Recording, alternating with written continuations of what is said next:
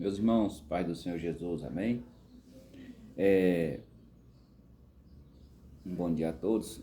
Hoje eu vou estar ministrando um pouco aqui, ainda no capítulo 11 de Hebreus, do versículo 33 ao 36, amém? Eu vou estar lendo aqui o primeiro versículo e de acordo eu for lendo, né, a gente vai buscando entender, né, e compreender melhor o que essa riquíssima palavra de Deus está nos ensinando, amém? Hebreus 11, 33 diz o seguinte: os quais pela fé venceram reinos, praticaram a justiça, alcançaram promessas, fecharam as bocas dos leões. Amém? No versículo 33, né, ele fala aqui, ele dá três declarações amplas, né, bem amplas sobre a palavra de Deus. Nós já vimos aqui exemplos de pessoas que alcançaram justiça, né? Como por exemplo Abraão, né? Então Abraão, Elias também, né? Venceu reinos, né? Então a gente aqui esse versículo ele dá essas três declarações, né? Gerais aqui. Porém a quarta em específico, né? Ela se refere a Daniel 6, amém? A quarta declaração aqui desse versículo, eu vou comentar um pouco sobre ela, né? Ela se refere especificamente a Daniel, né? Daniel 6, no seu verso 16 ao 24. Amém? Aqui, meus irmãos, quando diz fecharam as bocas dos leões, se refere ao episódio em que Daniel foi lançado, né, na cova dos leões lá, e Deus envia um anjo, né, e esse anjo fecha a boca dos leões, né? Daniel, naquele período ali, você deve ser familiarizado com a Bíblia, não sei. Se não for, te aconselho a estar lendo aquela história. Ele foi vítima ali, né, de como se fosse um motim, né? Ele foi vítima ali na expressão mais popular hoje. Ele foi vítima ali de uma panelinha, né? De um conselho do rei, e ele acabou sendo lançado ali na cova. Amém? Eu quero enfatizar um pouco aqui sobre esse fato que ocorreu com Daniel, é que é o seguinte: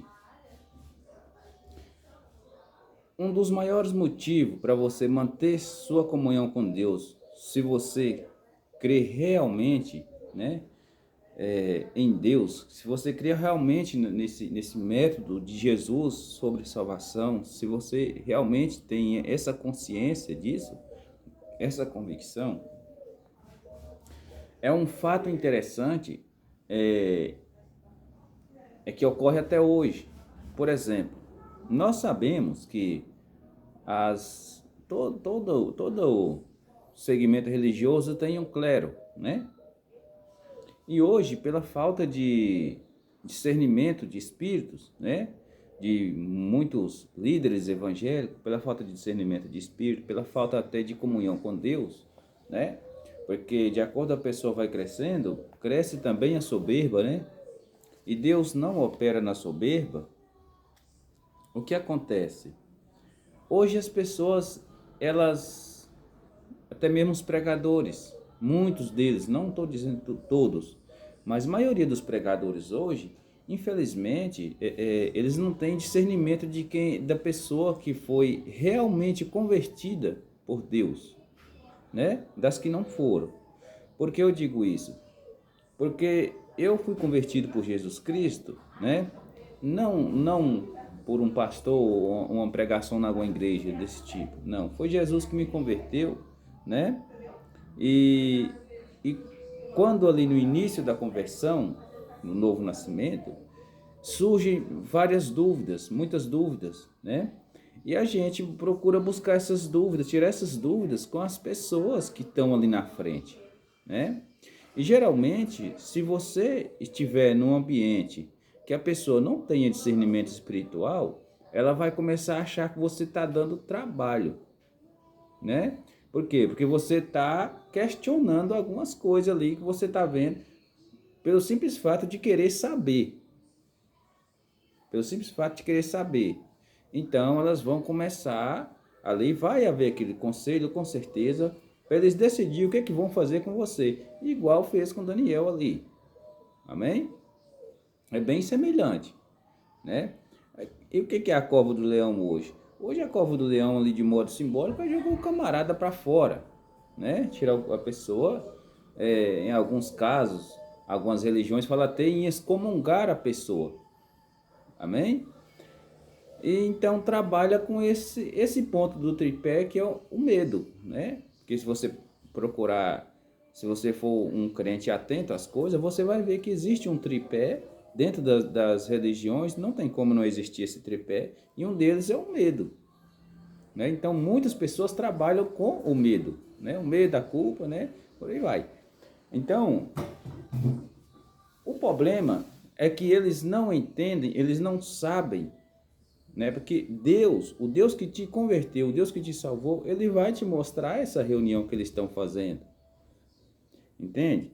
Deus, ele é tão bom, porque quando acontece esse tipo de coisa, eu falo porque aconteceu comigo, experiência própria, né? O meu Senhor, ele me mostrava cada detalhe que as pessoas estavam fazendo, e mostra até hoje. Amém? Não vou acusar ninguém, isso não é mérito meu, né? Deus que resolva com eles para lá, que aquilo que a gente planta, a gente vai colher, não é verdade? Então, de certo modo não, a pessoa, o crente, ele tem que ter essa comunhão com Deus, ele tem que ter, né? Não o Deus místico que muitas pessoas ensinam, você às vezes tem ele na sua cabeça, não, esse Deus é o Deus da Bíblia, né? Ele vai te mostrar passo a passo, é como nosso Senhor Jesus Cristo nos diz na palavra dele, o Espírito te guiará em toda a verdade, é em toda a verdade, não existe meia verdade, né? Não existe meia palavra, entende? E a gente vai percebendo, e você começa a ler sua Bíblia, você vai ver uma coisa, que a casa que Deus habita não é a congregação onde você vai. Se Deus não habitar em você, lá também ele não vai estar, né? Essa história, que Deus está em todo lugar, depende, né? Isso aí é um atributo dele, né? É um atributo de Deus, né? Refere à grandeza de Deus. Amém? Mas Deus não está no mal, por exemplo. Então, né? Então a gente tem que ter cuidado com essas coisas. Amém?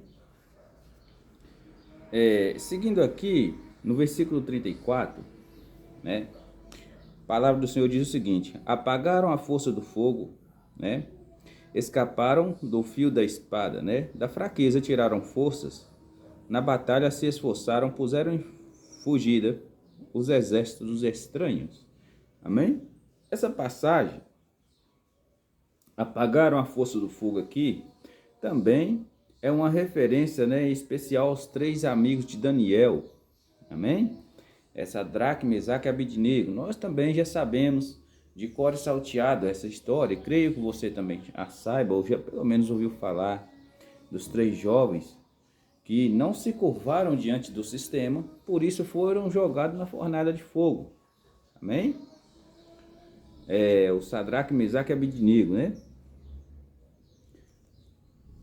Mas, de um modo mais geral, essa passagem também, ela fala sobre Isaías 43, 2. Amém? Eu vou estar vendo aqui essa passagem, porque eu acho ela muito interessante. Ela diz o seguinte, Isaías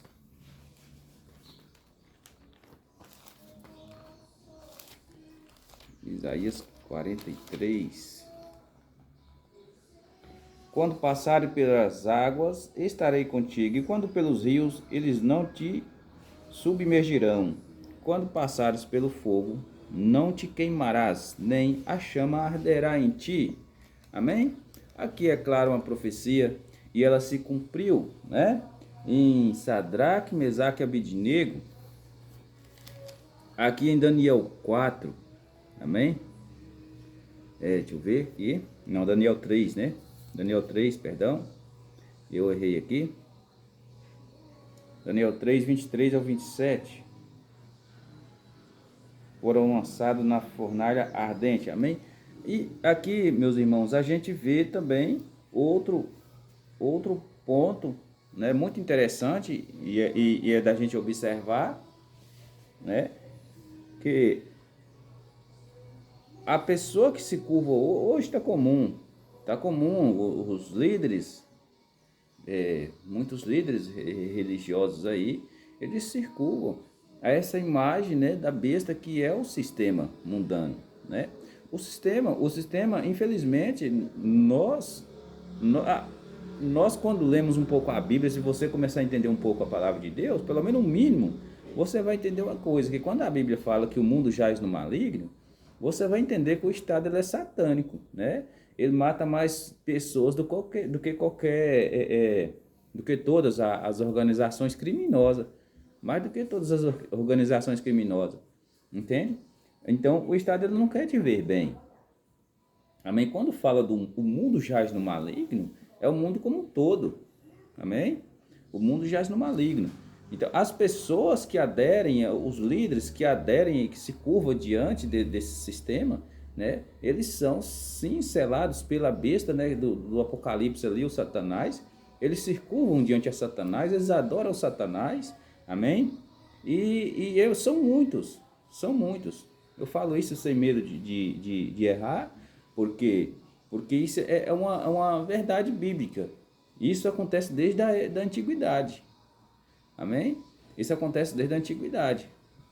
Quando as pessoas... O maior problema dos reis de Israel ali foi a idolatria. Né? Acabe foi o pior rei, a Bíblia fala claramente disso. Né? Depois veio Jeroboão, aquele rei idólatra lá, e foi trazendo maldição para o povo. Amém? Dividiu ali, as tribos já foi dividida e fez a maior baderna, a maior bagunça. Se você ler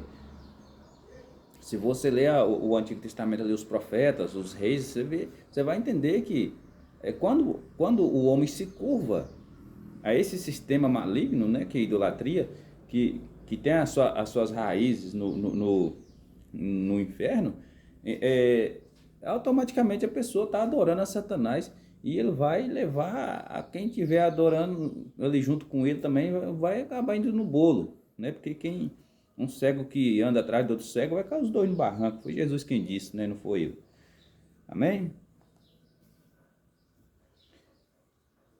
Então, meus irmãos, aqui eu aprendo outra verdade, né? Se quiser quiser lançar no fogo, pois que lance. O mundo é amaldiçoado mesmo, né? E o sistema é maligno. Tudo já está na mão do Satanás. Amém?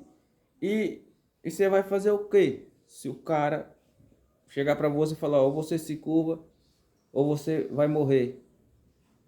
Vai se curvar para quê? Se de qualquer maneira você vai morrer. De qualquer maneira, se você vai estar só apenas adiando o sofrimento. Se a pessoa chegar para você hoje, eu costumo dizer que antigamente, na época dos discípulos, era mais fácil servir Jesus, porque ali os caras já pegavam e te matavam. Hoje Jesus não te mata. Assim, algumas partes do mundo ainda mata. Mas hoje tem muito os falsos. Né? Os falsos obreiros, os falsos crentes, os cães, os porcos. A Bíblia é para os crentes. A Bíblia é para os crentes. Paulo, escrevendo aos Coríntios, ele fala uma coisa muito interessante. Olha, ele faz ali uma análise ali dos crentes, fala o seguinte, olha, os idólatras, os avarentos, né? Ele faz uma lista ali, acho que 1 Coríntios 5, se não me engano, por ali. Aí ele vai falar o seguinte, ó, desses nem comais com eles, né? Pois quanto aos do mundo, né? Não se preocupe, porque Deus vai julgar eles. Agora, o crente que é envolvido com essas tais práticas, deixa eu ver, eu acho aqui rapidinho aqui. Se eu não me engano é 1 Coríntios 5. Eu vou sair um pouquinho aqui do foco da mensagem aqui, meus irmãos. Só para mim.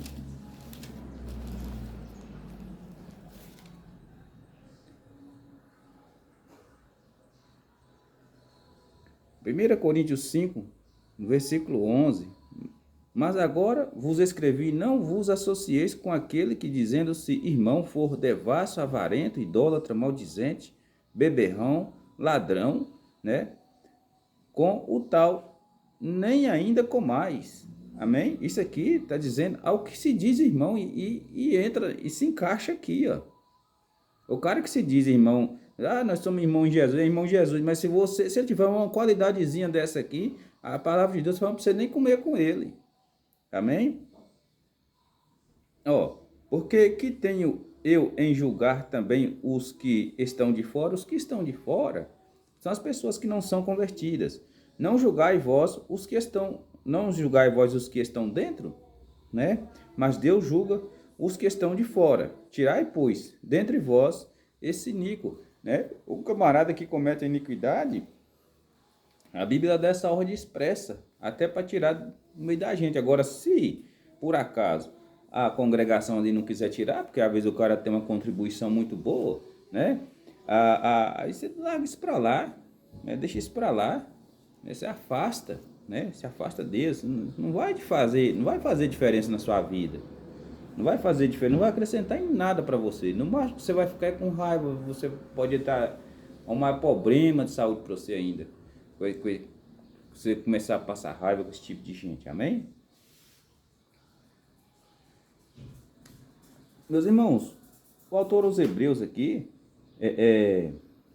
ele aponta aqui para a gente também, ele nos dá um norte de perseverança muito boa, né? Para a gente não se curvar diante nem diante dessas coisas que surgem, diante desses grupinhos de pessoas dentro das comunidades que tenta de alguma maneira denegrir a tua imagem de alguma forma, ou mesmo se curvar diante do sistema. O autor aqui, nesses 2 versículos aqui, você pode entender, eu entendo dessa maneira, né? Que o autor aqui, ele nos orienta e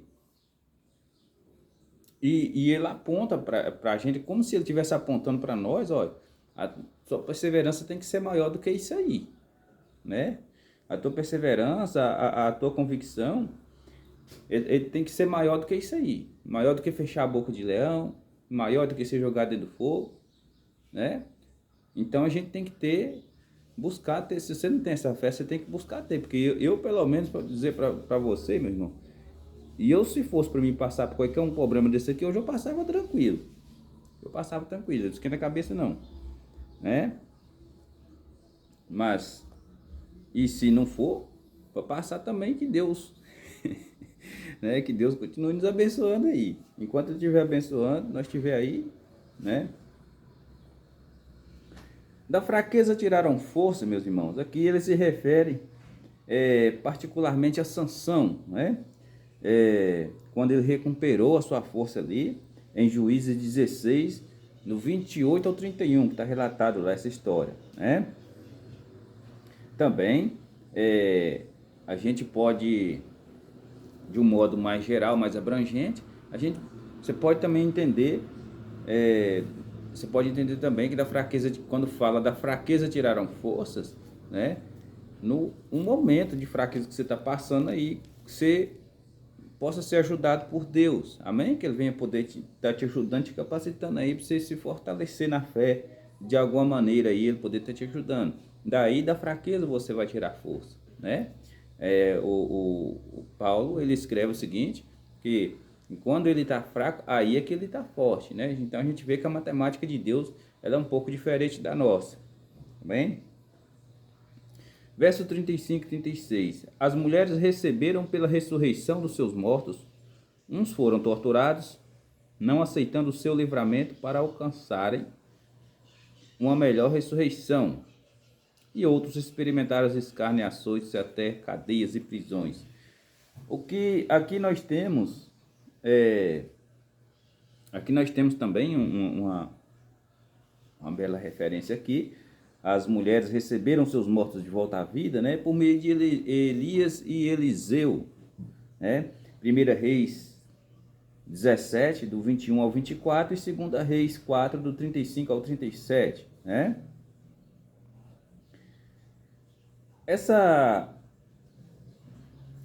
Algumas pessoas, alguns marcam também aqui, tipo, uma transição, né? Uma transição de fé aqui.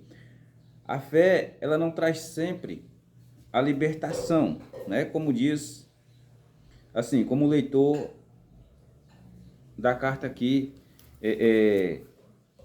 já sabia, né?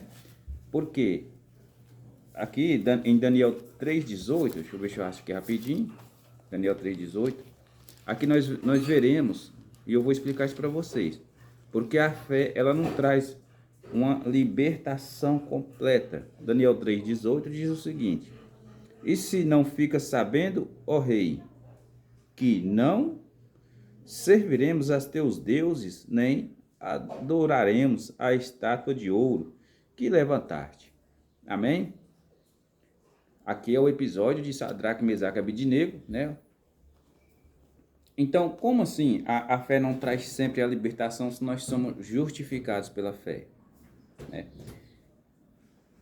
O que Jesus veio trazer foi um reino espiritual e não um reino físico, né? O Messias libertador, ele liberta você para o reino espiritual e não para o reino, no reino físico. A nossa carne, a Escritura vai dizer que ela é vendida ao pecado. Amém? E Jesus mesmo nos disse, ó, no mundo tereis aflições, mas tem de bom ânimo. Então, que libertação é essa? Nessa libertação, nessa justificação, quando você recebe a justiça que Jesus conquistou, você é justificado pela fé, você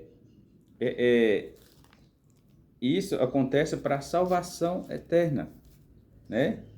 Isso acontece para a salvação eterna. Mas Deus não, quando Deus te salva, Deus não te tira daqui imediatamente. Você permanece aqui. Você vai ficar aqui. Se Deus te salvou, você deve estar passando por isso. Você vai ficar aqui até o dia de você morrer ou que Jesus voltar. Então, o que acontece? Enquanto você está aqui, se Deus tem Deus tem um plano com isso. Se Deus te salvou e te deixou aqui, é porque Ele quer você como um soldado, que é o que a palavra de Deus vem nos ensinar em Efésios, né? E especialmente a carta em Efésios ali, que Paulo nos ensina. E ele nos ensina também os nossos três principais inimigos, né? A carne, o mundo e Satanás. Então nós temos esses três inimigos em comum. Todos os cristãos salvos têm esses três inimigos, né? Os leitores também já sabiam disso aqui, né? Que eles já tinham lido aqui em Hebreus 10, 32 ao 39. Eles já sabiam disso aqui porque o autor já tinha tratado desse assunto aqui. Olha, vocês foram libertos, correto? Vocês foram libertos do poder do pecado e das mãos de Satanás, porque agora vocês pertencem a Cristo. Amém? Porém, vocês vão continuar nesse mundo aqui. Ok? Agora vocês vão continuar aqui e vocês suportam. Vocês foram libertados para ter a vida eterna com Cristo, né? Agora, e quanto aos outros? Os outros ainda não foram, né? E quando forem, que Deus dê graça e sabedoria para continuar, né? Ali enxertado na figueira, né? E eles aprenderiam isso, meus irmãos, como ele já tinha lido aqui, eles aprenderiam isso mais adiante em Hebreus 12, 4, que diz o seguinte: ainda não resististe até o sangue combatendo contra o pecado. Amém? Então, o pecado, ele está sempre presente, né? Não é que o bem coexiste com o mal, não é. Existe uma separação, existe um caminho, né? Um caminho estreito. Então, combater contra o pecado, resistir ao pecado, é a nossa luta diária contra a nossa carne. Amém? É a nossa separação. É por isso que a santidade, a Bíblia ela nos ensina que a santidade ela não é uma obra perfeita. Por quê? Em parte Deus entra com misericórdia e graça na sua vida, e da outra parte você se separa, você renuncia, né? Você tem que tomar a sua cruz, é uma condição. Você tem que tomar a sua cruz. Amém? Para você ter esse acesso. Agora, quanto mais você resiste, quanto mais você luta contra o pecado, quanto mais você se aproxima de Deus, né? É claro que mais bem-aventurado você será, né? Você vai ter uma maior comunhão com Ele, desfrutar de maior da presença dEle. Amém? Os judeus, meus irmãos, eles conheciam bem a história de mártires, né? A Bíblia, de um modo geral, ali na Antiga Aliança, como o autor aqui de Hebreus, ele cita praticamente ali, muitas referências no Antigo Testamento ali, como eu já venho tratando com vocês aqui. Então, eles já estavam cientes, né, dos mártires. Eles já estavam cientes dessas pessoas que foram martirizadas, né? Já estavam cientes também das tribulações. Estavam cientes dessas coisas, né? O problema é eu acredito que essa seja uma tática que o Satanás ele usa muito na cabeça das pessoas, porque é o seguinte: já que Jesus te libertou, por que você está passando isso? Por que você está passando aquilo? Né? A palavra de Deus, ela nos ensina que a nossa fé ela é provada. Né? E é provada como? Não é no purgatório. Nossa fé não é provada no purgatório. O texto de Coríntios, quando fala se a sua obra for palha, ela queimará, né? E ali tem uma sequência ali de obras ali. Aquilo ali é o fogo da aflição aqui no tempo presente que você está passando. Então, de certo modo, você sofre. Se você está em Cristo, você vai sofrer pelo menos um pouco do que ele sofreu. Pelo menos um pouco. Né? O autor de Hebreus, ele fala o seguinte: saiamos, pois, a ele, né? Saiamos, pois, a ele fora do arraial, levando o seu vitupério. Vitupério é uma palavra bonita, né? Para substituir desgraça, é levando a sua desgraça. Então, em parte, você vai levar a desgraça que Jesus levou. Em parte, se você é um crente em Jesus Cristo, né? Se você é um crente regenerado em Jesus Cristo, pelo Espírito Santo de Deus, em parte você vai levar essa desgraça que ele levou também. Em parte. Né? Não tudo, que você não vai dar conta, nem eu. Mas em parte você vai compartilhar, ele vai compartilhar fardas com você, vai compartilhar segredos com você. Jesus compartilha essas coisas. Né? Eu acredito que você deve pensar assim: mas eu não sou tão espiritualista. Bom, o problema é seu. Né? Eu busco ter minha comunhão com Deus, né? Mesmo com as minhas falhas, com meus erros, eu busco ter minha comunhão com Deus. Sou sincero nas minhas orações com Deus, né? Mesmo eu sabendo o que está passando, eu sou sincero. E isso não me torna nem melhor, né? E também eu acredito que nem pior do que ninguém. Porque o mesmo acesso que eu tenho a ele, você também tem, qualquer um pode ter. Só não tem quem não quer. Quem ama o mundo, quem ama os prazeres, quem se curva a esse sistema maligno, quem se curva a essas coisas aqui, se você adora, você está selado pela besta, né? Pelo 666 ali, você está vivendo na iniquidade. Então, você ama isso aqui, esse mundo. Se você ama esse mundo, é claro que você é inimigo de Deus. É o que a Bíblia nos ensina. Quem é amigo do mundo é inimigo de Deus. Então, ou você decide e firma, né, nele, decide e firma com ele, entra na presença dele, para a bondade dele, para ele com a bondade dele, te ajudar a apartar você das coisas do mundo, ou você se sucumbe à destruição. Amém? E mais uma vez, crer em Jesus Cristo, saber fatos sobre ele, não te leva para o céu. Né? Você tem que receber pela fé a justiça dele. Você tem que ser justificado por ele, pela fé. Amém? É o que a palavra de Deus nos diz. Justificado, pois, pela fé, temos paz com Deus. Amém? Essa paz com Deus é a paz que Jesus disse: eu vou e deixarei a minha paz. Não a paz como o mundo dá, né? Mas é a paz que excede ali todo entendimento. Amém? É a paz que você vê o mundo desabando e você está firme. Você está firme na rocha. Amém? Um pedacinho de rocha ali que foi rejeitado ali por muitos. Você está firme nele. Amém? Deus continue nos abençoando. Em nome de Jesus. Amém?